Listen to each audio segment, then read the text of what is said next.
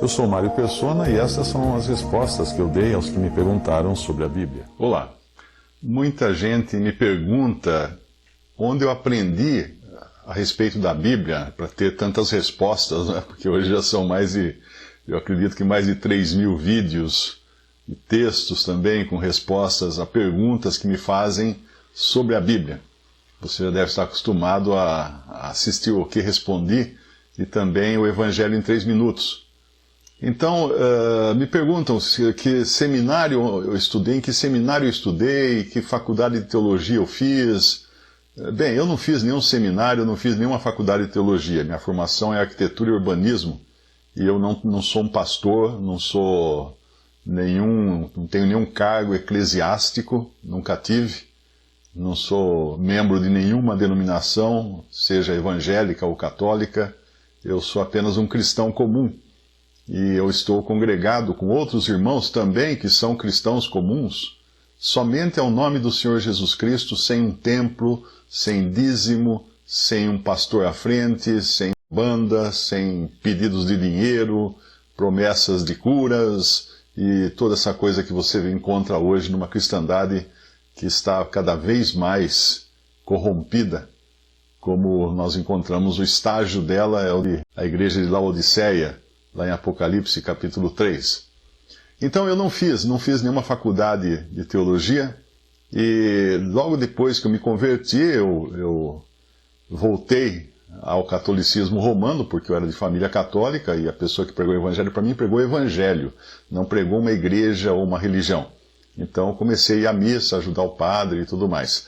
Aí, na própria igreja católica, eu fiz lá um grupo de jovens para ajudá-los a ler o Novo Testamento, e também eu cantava, tocava violão na missa, cantava e tudo mais. Aí eu comecei a perceber, comecei a estudar a doutrina católica, comprei o Catecismo Católico, que é um livrão grosso, e eu me lembro até hoje na livraria ali do Embaré, do lado da igreja do Embaré, em Santos.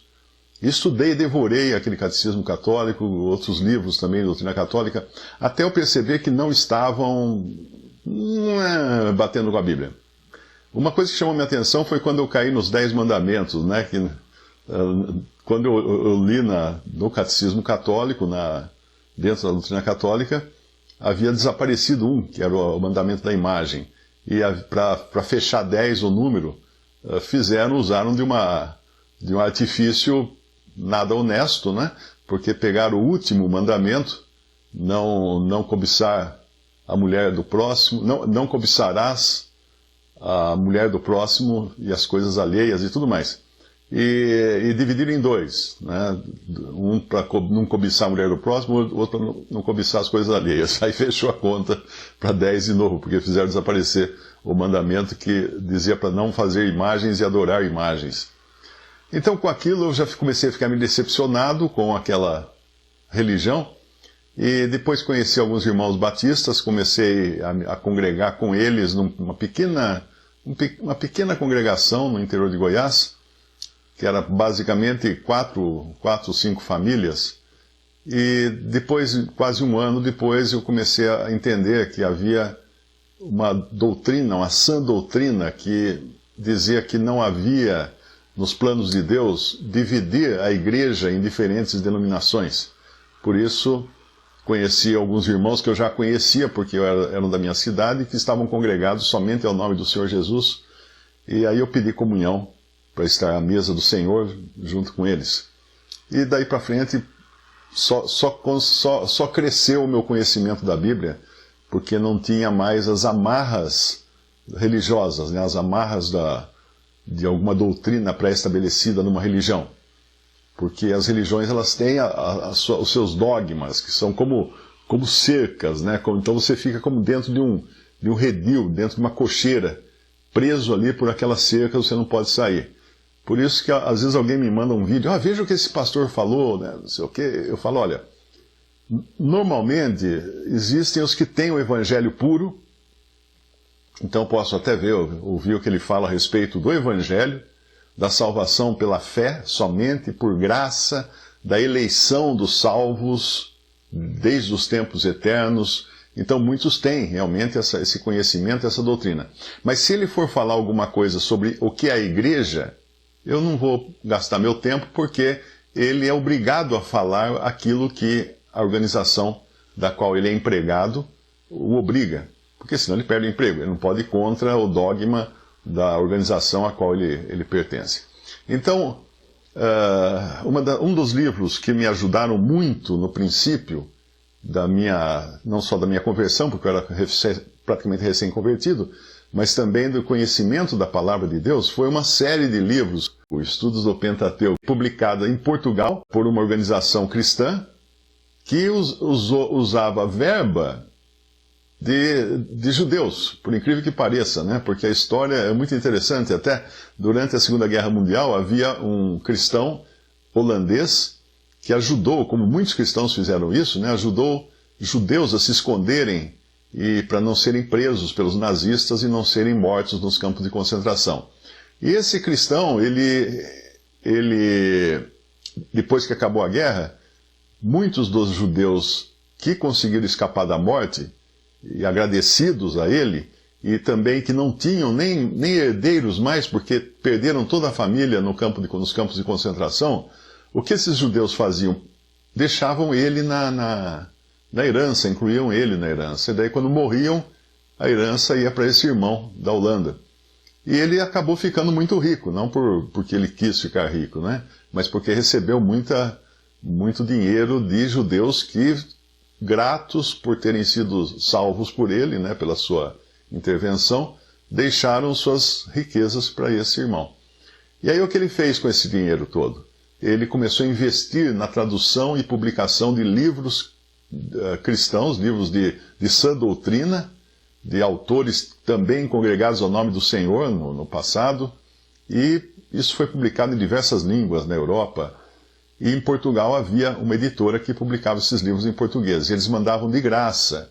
Era interessantíssimo. Você mandava uma carta, eles mandavam uma caixa de livros para você, não só de Mackintosh, que era o autor do Pentateuco, dos estudos do Pentateuco, mas também de outros autores. E com isso eu comecei a aprender bastante da palavra, e os irmãos aqui no Brasil também. Mas era a única fonte que existia de livros em português. Depois, essa editora de Portugal passou a publicar livros aqui no Brasil com o nome de Boa Semente. O site deles é boasemente.com.br, e eles têm lá também uma variedade de livros contendo a sã doutrina. E outra editora, também, chamada Verdades Vivas, verdadesvivas.com.br, também passou a publicar folhetos evangelísticos e também livretos e também livros contendo a sã doutrina. Então eu dei essa volta toda para você saber que de onde eu aprendi mesmo a respeito da palavra de Deus foi da Bíblia, claro, você não pode ficar longe da fonte da palavra de Deus, e do ministério escrito de muitos irmãos, principalmente do século XIX, que deixaram para nós escritos valiosíssimos. E também agora, recentemente, de irmãos com os quais eu estou congregado, e eu aprendo nas reuniões de Ministério da Palavra, e também de livros agora que existem em português. Então, é daí que vem assim, as minhas respostas. E eu fiquei muito, muito contente agora quando soube que foi publicado o Concise Bible Dictionary, o Dicionário Bíblico Conciso. Foi traduzido por alguns irmãos aqui do Brasil e publicado. Ainda somente em formato de e-book, de livro digital. Não sei se os irmãos têm planos de publicar em formato impresso, mas eu mesmo já há alguns anos não leio quase nada mais impresso, leio tudo digital. A Bíblia e estudos e comentários e tudo eu leio digital. Esse e-book, dicionário bíblico conciso, né? Ele agora está disponível para você baixar de graça no site da verdadesvivas.com.br. Eu vou deixar o link aí embaixo. E ali você vai encontrar um manancial de conhecimento. Ali você encontra tópicos, né, de tudo, o que é a igreja, o que é a ceia do Senhor, a salvação, o perdão de pecados, muitos tópicos e a explicação de cada tópico. Então, quando você me pergunta onde que eu encontro resposta para todas as coisas que eu publico, bom, eu encontro respostas na Bíblia, encontro respostas nesse dicionário, que eu leio em inglês já há muitos anos, eu tenho ele em inglês, encontro a resposta em literatura de irmãos congregados ao nome do Senhor, irmãos do século passado, do século retrasado agora, né, do século XIX, e irmãos atuais também. Então, nesse site da Verdades Vivas, você vai encontrar esse dicionário conciso da Bíblia, e também tem uma série de livros muito bons ali, que são do Bruce Anstey, um irmão canadense, um irmão contemporâneo que mora no Canadá. Ele é representante comercial, porque você vai descobrir que muitos irmãos aliás, a maioria, né? Aliás, todos, né? Não tem cargo eclesiástico em lugar nenhum. Ninguém é mantido por alguma organização, tipo igreja ou coisa assim.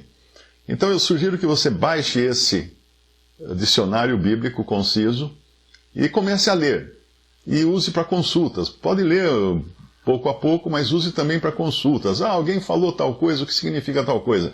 Vai lá no dicionário bíblico, você vai encontrar uma explicação bíblica e não dirigida, né, teleguiada por algum sistema religioso, por alguma organização central e tudo mais. Eu tinha me esquecido, e aqui vai um remendo para esse vídeo, que as pessoas que entram no site para baixar o arquivo do e-book desse livro, desse dicionário, às vezes tem alguma dificuldade, porque não descobrem informações ali que mostram que teria que ter um leitor de e-book. O que é um leitor de e-book? É um aplicativo que lê uma infinidade, quantos e-books você tiver no seu celular ou no seu computador. Então, quem nunca leu um e-book, ou quem nunca usou um aplicativo de e-book, vai ter que baixar de um site que forneça isso, ou na loja de aplicativos do seu celular ou do seu computador, um leitor de e-book, um e-reader é o nome, e-reader. Porque aí sim o seu computador ou o seu celular vai reconhecer aquele formato EPUB do arquivo que você vai baixar. Muita gente no Brasil não está acostumada a esses e-readers, porque aqui se acostumou muito a ler e-books em formato PDF. Mas é péssimo o PDF, porque o PDF é bom para documentos e uma série de coisas. Mas para livros não, porque ele tem um formato que é como se fosse uma fotografia. Ele é um formato rígido. Ele carrega na tela aquela página, e se você quiser trocar fonte, se você quiser virar a página de forma dinâmica, tudo, você não consegue. Se aumenta ou diminui, não dá para ler com tranquilidade, com conforto, como se fosse um e-book tradicional. Porque o e-book tradicional, o EPUB, por exemplo, né, você consegue aumentar a fonte. O que ele faz? Ele aumenta a fonte, ele esparrama o texto para ficar do tamanho da sua tela. Não é como um PDF que você aumenta a página, mas ela escapa da sua visão, da sua tela do celular ou do computador. Então procure agora se acostumar a ler e-books em formato para leitores de e-book, e não em PDF. Ok? Eu sei que a maioria aqui está acostumada. Teve um que ficou até bravo comigo, porque eu ensinei isso para ele. Eu leio do jeito que eu quero. Então vai, meu filho. Você não quer aprender mais nada de novo, então fica na sua. Então, primeiro você procure baixar então um aplicativo para leitura de e-books. Você vai encontrar leitor de e-book, ou e-reader, ou qualquer coisa desse tipo. Aí sim você vai conseguir abrir aquele arquivo que você baixou do site da Verdades Vivas. E lá você já aproveita e já baixa todos os e-books que tem gratuitos. Lá tem um monte de e-books gratuitos. Entra lá na página de literatura, que vai ter um monte de e-book, você baixa e começa a aprender agora e lê de uma forma confortável, né? Tanto no computador como no seu celular. Era isso. Obrigado. Visite respondi.com.br. Adquira os livros ou baixe e-books. Visite 3minutos.net. Baixe o aplicativo.